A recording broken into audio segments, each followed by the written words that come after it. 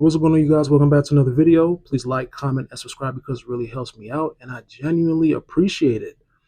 In this video, it's going to be a comment response. I got a couple comment responses that I got to get to, so on this lovely Sunday, why not just get to them?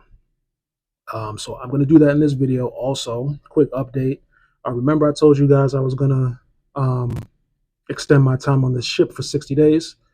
And the reason being was because they didn't update the FOWT classes for Piney Point. The last date that they had on there was from April 21st until May 16th. I would have still been on the ship until May 9th, which is my 120 days. So in my mind, I was thinking, all right, let me just extend my time here, collect a couple extra checks, and then, maybe they'll update the list, sometime soon in the future. Well, Piney Point did do that, and the next available FOWT class is July 7th. So I'm going to get off of this ship May 22nd. I already mailed in my C project. I did that on Friday. They're saying it should get to Piney Point May 5th. I sent it in early just so they can get a jump on that. Piney Point does things on their own time, so I want to get things a little bit early so they can get a jump start on it. And best believe I will be calling them frequently to make sure that they graded my C project. Also, they need my discharge papers as well as my upgrader form to be able to put me in that class. So I'm getting off May 22nd. I'm going to send in my discharge papers and send in my upgrader form to be able to make that July 7th FOWT class. So if everything goes well, which I think it will, God bless, God willing, you guys will be getting some content from Piney Point. I'll be showing you the things that I'll be learning in FOWT, showing you, I don't know, some paperwork, some assignment sheets, just things that you should look out for if you ever decide to take FOWT at Piney Point. So just be on the lookout for that. But enough of the rambling. Without further ado, let's just get into the video.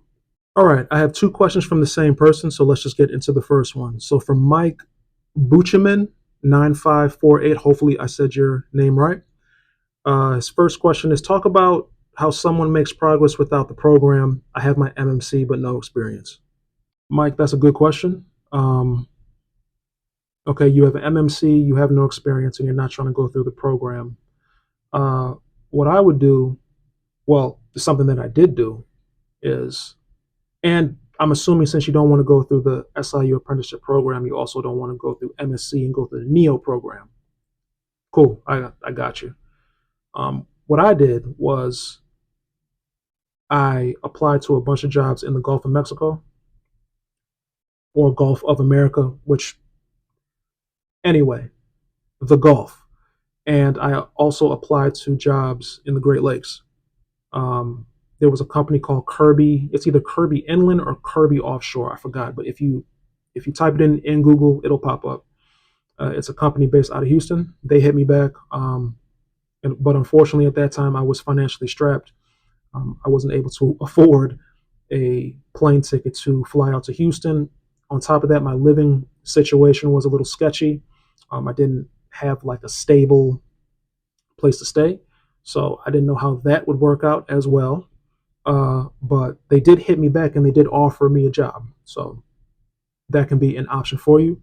Just an FYI, working in the Great Lakes as an unlicensed member, it is extremely hard work. At least that's what the third engineer on the ship that I'm on says. He's been in this industry for 47 years. He's a third engineer on deep sea vessels, but he works out on the Great Lakes on his off time. Company in Minnesota. I think he works on Lake Superior, if I'm not mistaken. But he said he would never get a job in the Great Lakes as an unlicensed because of how much hard work it is and the low pay. But it shouldn't be your main concern. Your main concern should be getting sea time so you can take that sea time to upgrade. So if I were you, I would just get my 180 days. Let's just say you're in the deck department. I would get my 180 days on the Great Lakes or in the Gulf. then I would hit a Piney Point to take their upgraded class for AB. I think you need to take Lifeboatman alongside with that, but I would do that because the classes are free at SIU.